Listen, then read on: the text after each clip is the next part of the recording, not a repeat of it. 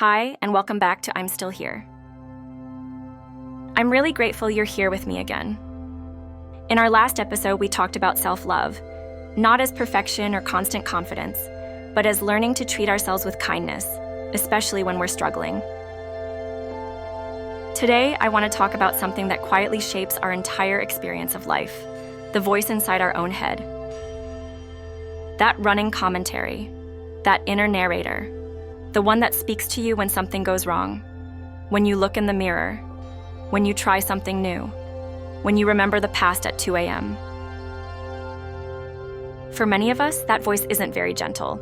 It can sound like pressure, like criticism, like reminders of every mistake we've ever made. Sometimes that harsh inner voice can show up with thoughts like, "You should be further by now. Why are you like this? Don't mess this up. Everyone else is doing better." And if you've had that kind of inner voice for a long time, you might think that's just the truth, just reality, just how you are. But here's something important.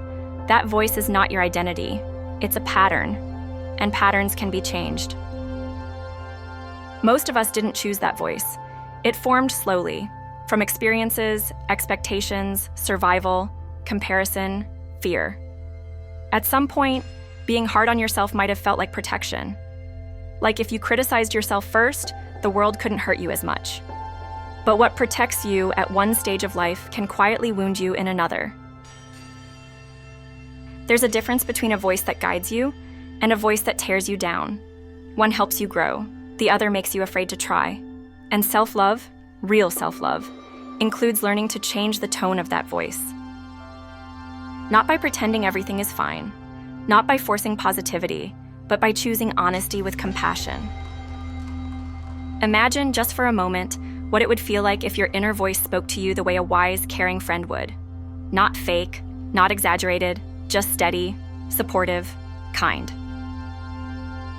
When you're tired, it says, "You've been carrying a lot. It makes sense you're exhausted." When you make a mistake, it says, "That didn't go how you hoped. You're still learning. That doesn't make you a failure." When you feel behind, it says, "Your path is your own.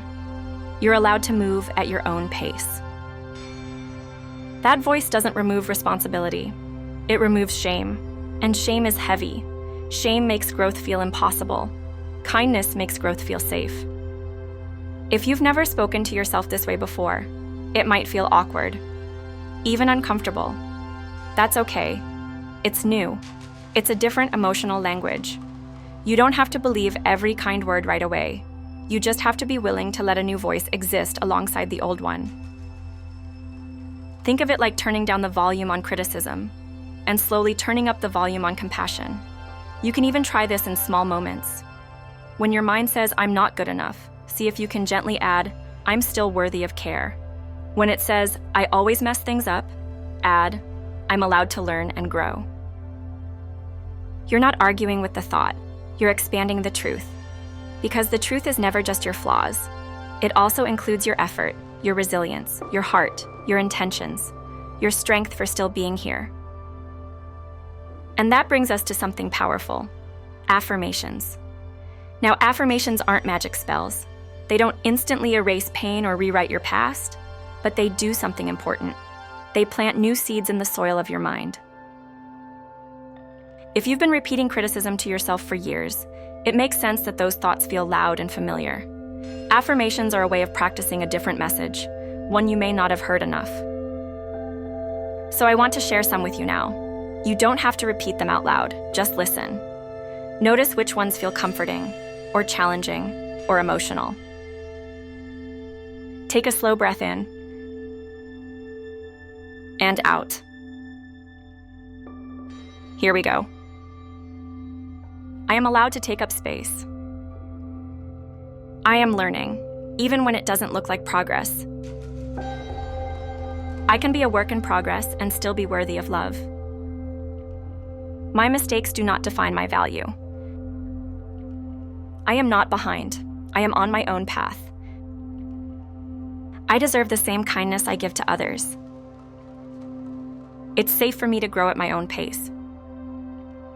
I can speak to myself with patience and understanding. I am more than the worst things I've been through.